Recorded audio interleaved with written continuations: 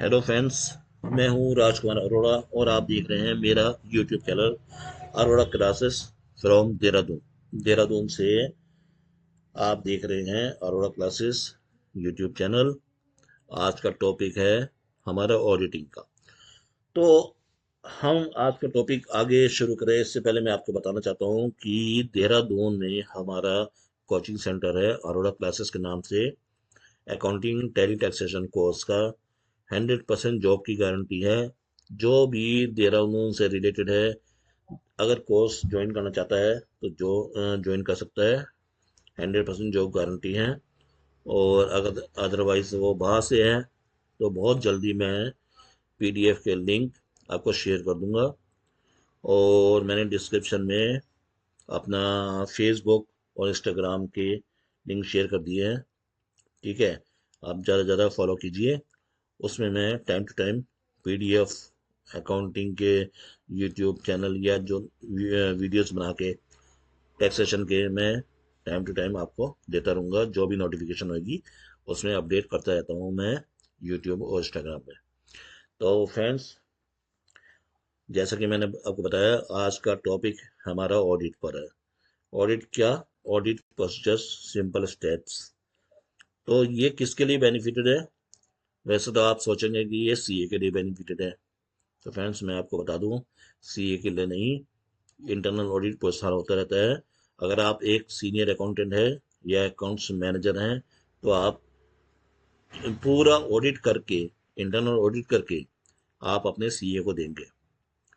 और ऑडिट से बहुत सारे फायदे होते हैं, उसके लिए अलग से वीडियो बनाऊंगा कि ऑडिट करने से क्या क्या फायदे होते हैं। ठीक है, मैं ऑडिट के लिए और वीडियो बनाऊंगा। तो फ्रेंड्स, मेरे चैनल को सब्सक्राइब कीजिए, लाइक कीजिए, शेयर कीजिए ज़्यादा से ज़्यादा, और कमेंट्स कीजिए। तो हम शुरू करते हैं आज के topic, audit procedures, simple step. बड़ा सिंपल सा वीडियो है आज का कि ऑडिट के क्या प्रोसीजर्स होते हैं, क्या स्टेप होते हैं। तो बिना देरी करे शुरू करते हैं। हमारे पास ऑडिट प्रोसीजर्स मेथड्स क्या है? There is no definite structures when it comes to auditing.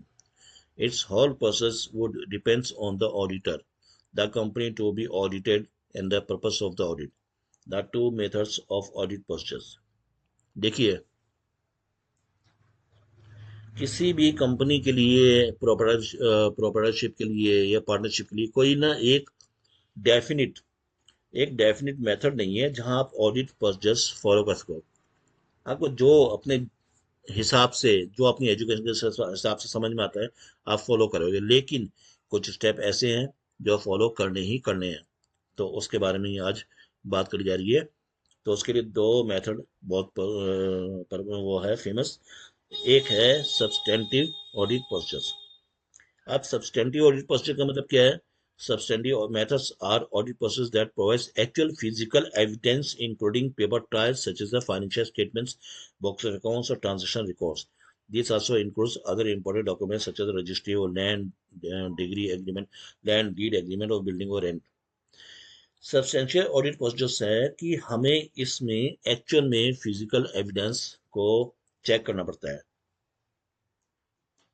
Actual में फिजिकल एविडेंस का मतलब, भैया जो पेपर हम चेक करने जा रहे हैं उसके फिजिकल रिकॉर्ड्स हैं या नहीं है। फॉर एग्जांपल, मैं आपको एग्जांपल के साथ बताऊंगा। ठीक है, आप एग्जांपल इसमें नहीं लिख रहे हैं, मैं आपको एग्जांपल के साथ समझाने की कोशिश करूंगा, तो आप समझने की कोशिश करना। फॉर एग्जांपल, आपके पास एक एंट्री आ गई है, electricity expenses account debit to bank. 3,000 रुपए की, 3,515 समथिंग ऐसे कुछ। तो आपको उसको चेक करेंगे, कैसे करेंगे? आप बताइए कैसे करेंगे? आप, टैली में एंट्री है, आप उसको सबसे पहले चेक करेंगे, भैया इसका बिल नंबर, इसका जो भी है डेट, कब तक की है। ठीक है, इनवॉइस नंबर जो भी इलेक्ट्रिसिटी बिल का है, उसके साथ सपोर्टिंग, जाहिर सी बात है इलेक्ट्रिसिटी बिल है तो बिल की वाउचर में सपोर्टिंग सपोर्टिंग होगी, उसको आप चेक करेंगे।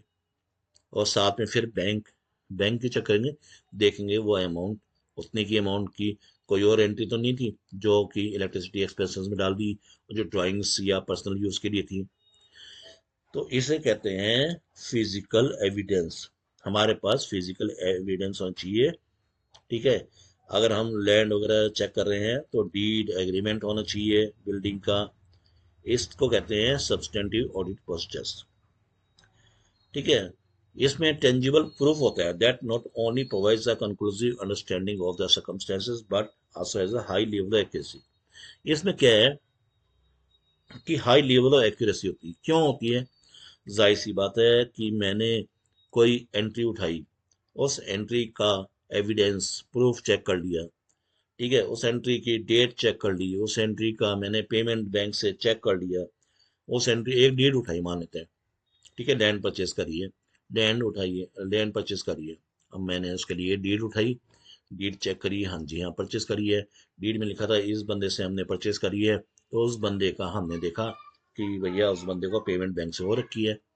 तो ये क्या हो गया? High level of accuracy. हाँ जी, इसने लैंड परचेज करी थी। हम्म।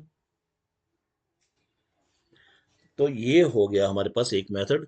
दूसरा मेथड क्या आता है? Analytical audit procedures. Analytical procedure में क्या होता है? Why the substantive methods use apparent proof as an audit basis, analytical methods takes this a step further. इससे आगे बढ़ता है analytical step method. Analytical method pairs financial data with non-financial data and determine the correction between them. Comparison of previous trends as well as current trends as well as evaluation of the difference between the client's records and the substantial evidence are also considered analytical method. ठीक है, तो analytical method क्या होता है कि ये analyse करने के लिए कहता है। एनालाइज का मतलब ये होता है कि भैया हमने जो फाइनेंशियल डेटा और नॉन फाइनेंशियल डेटा, उन दोनों का बीच में क्या रिलेशन है, और साथ ही कंपैरिजन करता है, कंपैरिजन ऑफ प्रीवियस ट्रेंड्स में। मान लीजिए पिछले साल तो भैया हमने दिखाया इलेक्ट्रिसिटी एक्सपेंसेस, फॉर एग्जांपल बताता हूँ दोबारा से इलेक्ट्रिसिटी एक्सपेंसेस का। एक साल में इलेक्ट्रिसिटी एक्सपेंसेस 26,790 हुए पिछले साल, एक प्रॉपर्टी शिप के, कंपनी के नहीं, कंपनी का तो ज्यादा हो जाते हैं। तो इस साल अचानक आ गया 1,20,000, 1,00,000 समथिंग जो भी है। तो भैया सबसे पहले हमें एनालिटिकल ऑडिट प्रोसीजर में जाना पड़ेगा, इस मेथड से देखना पड़ेगा क्या रीजन हो गया है भैया, ये क्यों इतने ज्यादा हमारे खर्चे ज्यादा हो गए हैं। ये तो सिर्फ खर्चे की बात बता रहा हूँ, इनकम के बारे में भी हो सकता है, बहुत सारी चीजों के बारे में हो सकता है, लेकिन एक एग्जाम्पल बता रहा हूँ। तो इसको चेक करने के लिए हमें एनालिटिकल ऑडिट प्रोसीजर्स फॉलो करना पड़ेगा, कंपैरिजन करना पड़ेगा प्रीवियस ट्रेंड से करंट ट्रेंड्स में, यानी कि पिछले सालों से इस सालों में, कि भाई साहब ये आपने क्या करा है कि इन खर्चे पिछले साल तो बहुत ज़्यादा या बहुत कम थे, इस बार उसका उल्टा हो गया है। जबकि अगर उसके एक्चुअल एविडेंस अवेलेबल है तो हम उसके बारे में कुछ नहीं कर सकते, वो माना जाएगा। लेकिन बहुत ज़्यादा उम्मीद है कि वो कुछ मैनिपुलेटेड करके दिए गए हों। तो बस ये हो गया एनालिटिकल ऑडिट प्रोसीजर्स। अब हम आते हैं आगे। ध्यान रखना, ये सारे मेथड हैं, ये सारे तरीके हैं जिससे हम ऑडिट करते हैं। अगर आपको मेरा चैनल अच्छा लगता है, वीडियो अच्छे लगते हैं, तो सब्सक्राइब कीजिए, ज़्यादा से ज़्यादा लोगों को शेयर कीजिए, लाइक कीजिए। अगर आपको आने वाले टाइम पे कौन सी वीडियो चाहिए, हाँ मेन चीज़ तो बता रहा हूँ, आने वाले टाइम पे आपको किस टॉपिक पे वीडियो चाहिए, कॉमर्स, लीगल, लॉ, ठीक है, अकाउंटिंग, टैक्सेशन, ऑडिट, या फिर ईपीएफ, ईएसआई, टीडीएस, में बस बहुत सारे सब्जेक्ट्स हैं लीगल के, लॉ के। ठीक है, तो किसी भी टॉपिक पे वीडियो चाहिए तो मुझे बताइए, मैं आपको उस पर वीडियो बना के दूंगा। कोई सा भी टॉपिक कोई सा भी सब्जेक्ट, कोई सा भी टॉपिक। फ्रेंड्स आगे बढ़ते हैं। What are the types of audit procedure? Audit procedures का क्या टाइप है? During the planning phase of an audit of a company. अब यहाँ पे हम कंपनी के ऑडिट की बात कर रहे हैं। It is a requirement to perform a risk assessment to understand the environment of the organization, as well as to recognize its weakness and identify the best sell-off Best set of audit procedures to use. Audit procedures include inquiry, confirmation, observation, inspection, recalculation, and performance. तो friends, अगर हम किसी company का audit करने के लिए जा रहे हैं तो अपने दिमाग में सबसे पहले तो ये याद रखिए कि आपकी जो नॉलेज है, आप सबसे पहले तो उसके हिसाब से ऑडिट करेंगे। और नंबर टू, दूसरा दूसरी बात यह है कि कंपनी के वीक पॉइंट पकड़ने की कोशिश करेंगे, best set of audit procedures follow करेंगे। और जनरली ऑडिट के लिए क्या होता है, आप inquiry, confirmation, observation, inspection, recalculation and performance, ये स्टेप चेक करेंगे। आइए आपको इसको एक एक करके समझाने की कोशिश करते हैं। Type of audit procedures. सबसे पहले ऑडिट प्रोसीजर्स में आती है इंक्वायरी। इंक्वायरी क्या? One of the simplest types of audit procedures is inquiry. This process involves auditors collecting verbal evidence through formal or informal inquiry from the people in the organization. Although relevant, this type of evidence is strong enough to stand alone and would need other supporting documents or proof to be considered valid. तो भाई साहब, ये जो method है ना inquiry का, ये सबसे मेन इम्पोर्टेंट मेथड है। क्यों? क्योंकि अगर हमने इंक्वायरी सही कर ली है, वहाँ के ऑर्गेनाइजेशन के लोगों से जानकारी, आपका बिजनेस क्या है, क्या नेचर है, कैसे खर्चे होते हैं, किस किस तरीके से है, तो आधी सॉल्यूशन तो हमारे पास यही निकल कर आ जाती है। ठीक है, पूरी अकाउंटिंग आपके दिमाग में बैठी होनी चाहिए, पूरी बैलेंस शीट आपके दिमाग में वैसे ही बैठ जाएगी कि इसकी बैलेंस शीट में आगे आने वाले टाइम पे क्या होगा। ठीक है फ्रेंड्स, तो इससे क्या होता है, हमें स्ट्रॉन्ग पोजीशन पता चल जाती है कि हमने आगे जाके क्या क्या चेक करना है, क्या क्या प्रूफ्स देखने हैं। तो फ्रेंड्स, नेक्स्ट स्टेप है number two, confirmation. Similar to inquiry, confirmation also asks for explanations regarding the transactions of an organization. The main difference between is that auditor would validate them through direct communication with a third party or other external sources that an organization has a relationship with. Example of these third parties are banks, suppliers or customers. ठीक है, confirmation में आप क्या करोगे, मान लीजिए हमने confirm करना है। कंफर्मेशन का मतलब ये हो गया, कंफर्म करना है भैया ये डेटा सही है नहीं है, ये अकाउंट सही है नहीं है, तो इसका कैसे करोगे। फॉर एग्जांपल, सनी डेटर्स में चले गए आप, डेटर्स से एक्स का अकाउंट दिखा रखा हमने, एक्स से हमने भैया 2 लाख रुपए लेने हैं। तो फ्रेंड्स, आप उसको कैसे वेरीफाई करेंगे।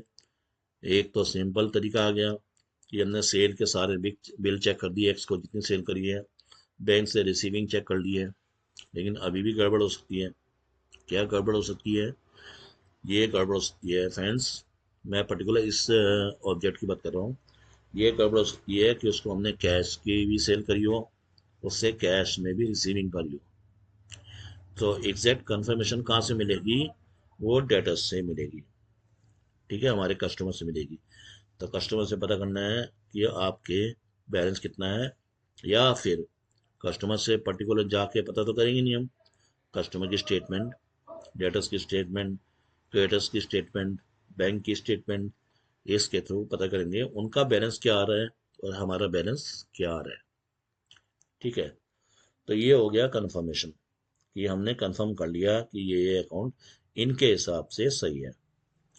तो फ्रेंड्स, इसके बाद आता है हमारा नेक्स्ट स्टेप, थर्ड वाला, ऑब्जर्वेशन। ये भी बहुत इंपॉर्टेंट है।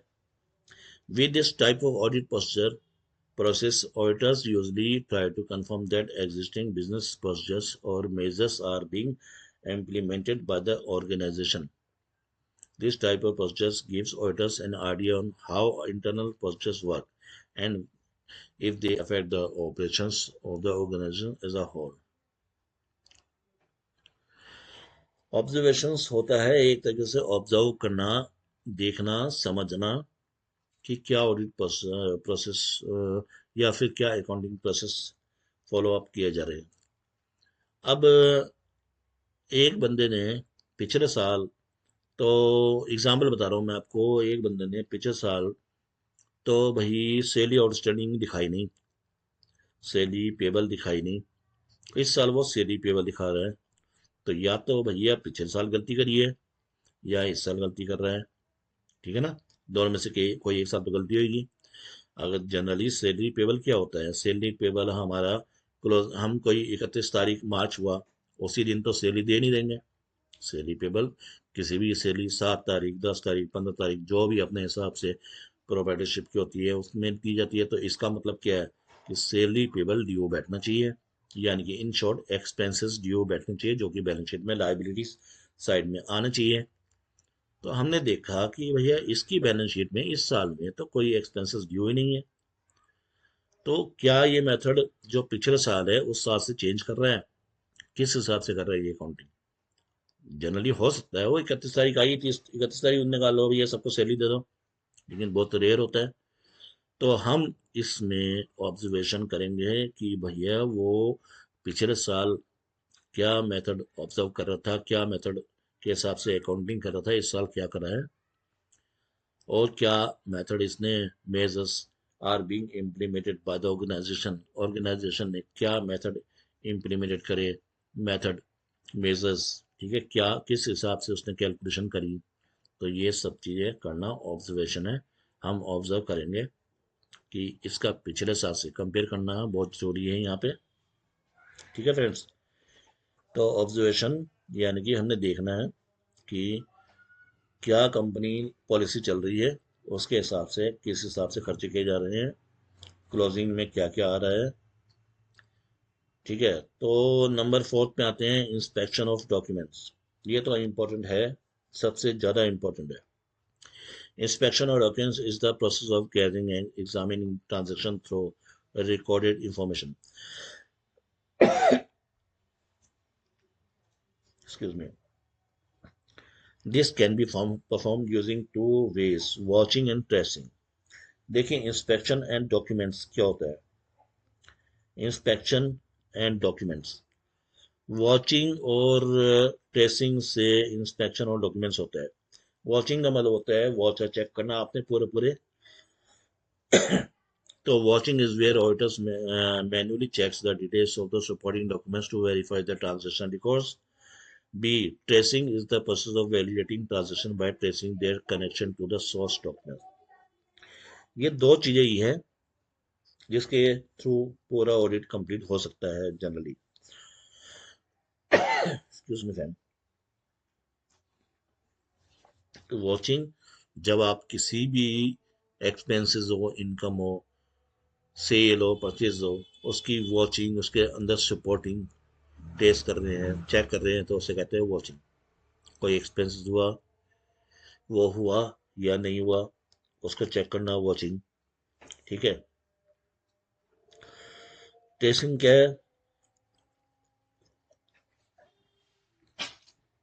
Tracing is the process of validating transaction by tracking their connection to the source documents. जैसे ही कहते हैं ट्रेस कर दिया हमने इसको, ठीक है। ट्रेसिंग है हमारा वैलिडेट करना ट्रांजेक्शन को, ठीक है, सपोर्टिंग डॉक्यूमेंट्स या सोर्स डॉक्यूमेंट्स के थ्रू, ठीक है। तो मेरा कहने का मतलब ये है, वॉचिंग और ट्रेसिंग दोनों ही वैसे तो एक ही चीज है। वॉच करना भी है, ट्रेस करना भी, वॉचिंग के अंदर ही ट्रेसिंग आ जाती है। तो ये दोनों की दोनों इंपॉर्टेंट है। तो फ्रेंड्स, तो ये तो होगी हमारे ट्रेसिंग और वॉचिंग के बारे में बात। अब आता है इंस्पेक्शन ऑफ फिजिकल और टेंजिबल एसेट्स। जैसे कि वर्ड से पता चल रहा है, inspection of tangible assets is the procedures where auditor physically examine the company's assets including properties such as the land, building, vehicles, equipment और इन्वेंटरी.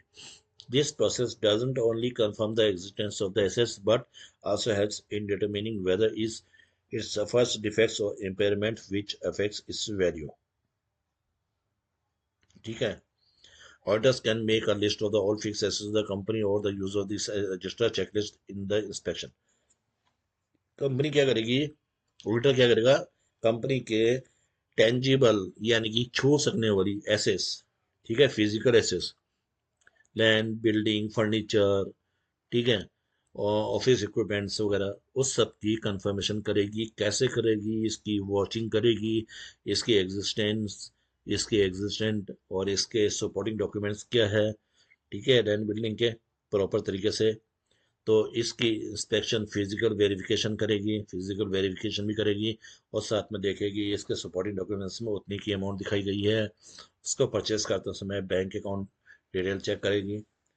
तो उसकी प्रॉपर लिस्ट, फिक्स एसेट्स की प्रॉपर लिस्ट चेक करेगी, ठीक है, और उसको asset को एसेट रजिस्टर में चेकलिस्ट में चेक करेगी। तो ये हो गया इसका। नंबर 6 आता है recalculation. This audit process is fairly straightforward.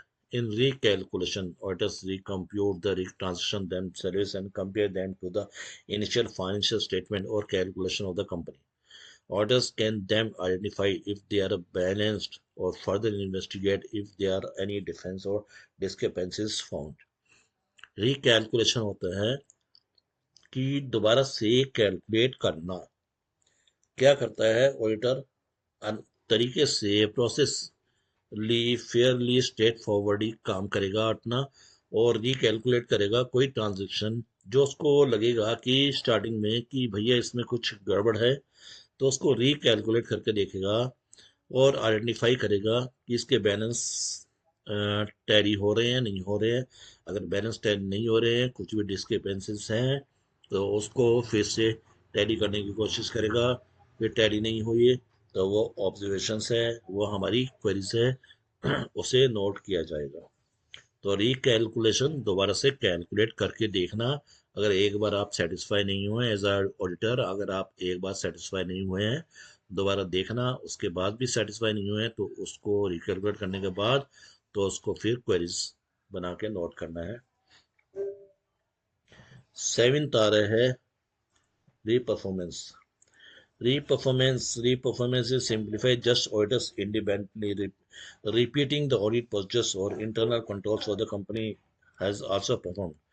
Audit evidence obtained using this process is considered more reliable than evidence indirectly gathered because it's first-hand experience and direct form of evaluation.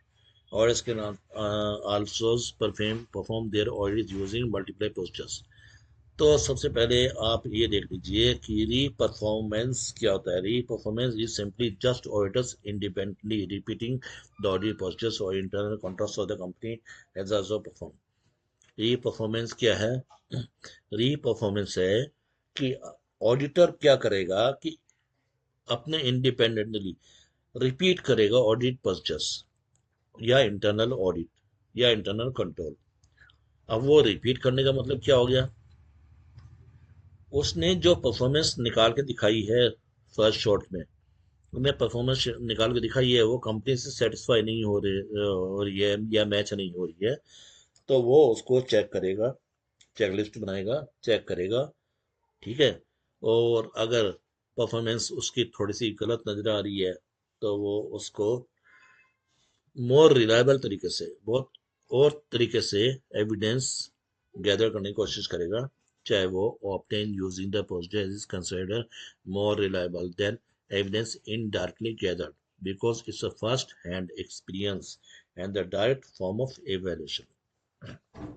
तो ये हो गया हमारा पास ये topic, ठीक है, re performance. ठीक है, अब आता है हमारे पास, यहाँ पे एंड होता है हमारा टॉपिक कि auditors can always perform their audit using multiple procedures. For example, aside from just checking supporting documents, they can also inspect physical assets or ask other related third parties for confirmation of existing transaction. By performing various procedures, auditors can strengthen the credibility of the audit results and reduce the chance of miscalculations and discrepancies. तो auditor के लिए क्या है, जो पिछले जो step बताए गए हैं वो तो है ही है, उसी से और अपनी नॉलेज के हिसाब से ध्यान होना, ऑडिट करना ना जरूरी नहीं है कि सीए ही जाता है हमेशा ऑडिट करने के लिए कंपनी में। सीए अपने असिस्टेंट को भेजता है जो सीए कर रहे होते हैं। अब जो जाहिर सी बात है, जो सीए कर रहा है उसकी नॉलेज इतनी परफेक्ट नहीं होगी कि वो सब चीज़ें अपनी नॉलेज के साथ बताए जो एक सीए को होती है, एक्सपीरियंस्ड सीए को होती है। तो हम यहाँ ये बताना चाह रहे हैं कि एक ऑडिटर को जितनी अपनी नॉलेज है, उसका दिमाग जितना चल रहा है चेकिंग करने के लिए, ऑडिट की अकाउंटिंग में आप कितना परफेक्ट हैं, ठीक है, टैक्सेशन में आप कितना परफेक्ट हैं, तो उसके हिसाब से कंपनी का ऑडिट करेंगे। कंपनी के taxation compliances, accounting procedures, accounting compliances कितने कंपनी फॉलो कर रही है, ये सब चीज़ें आप चेक करेंगे अपने दिमाग से। तो फ्रेंड्स, ये हो गए ऑडिट के प्रोसीजर्स। तो आगे इसी तरीके की वीडियो देखने के लिए आप मेरे चैनल को सब्सक्राइब कीजिए, ठीक है। और लिंक में मैंने आपको फेसबुक इंस्टाग्राम के लिंक शेयर कर दिए हैं, जिस आप चेक कर सकते हैं। और मैंने ऑनलाइन पेड कोर्स शुरू बहुत जल्दी कर रहा हूँ, क्योंकि बहुत सारे स्टूडेंट्स की डिमांड है बाहर से, देहरादून से बाहर, आउट स्टेशन से, आउट ऑफ सिटी से, राजस्थान से, दिल्ली से, उड़ीसा से, अदर्स जगह से मुझे बहुत फ़ोन आते हैं कि सर आप ऑनलाइन कोर्स प्रोवाइड कीजिए। तो बहुत जल्दी मैं ऑनलाइन कोर्स प्रोवाइड करने वाला हूँ, जो कि जिनका लिंक मैं डिस्क्रिप्शन में दे दूंगा। तो फिलहाल अभी मैंने डिस्क्रिप्शन में फेसबुक इंस्टा का लिंक दे रखा है, आप फॉलो कीजिए, ज़्यादा से ज़्यादा सपोर्ट कीजिए। और इसी तरीके से वीडियो देखने के लिए चैनल को सब्सक्राइब कीजिए। Thanks for watching video. Next video मिलते हैं।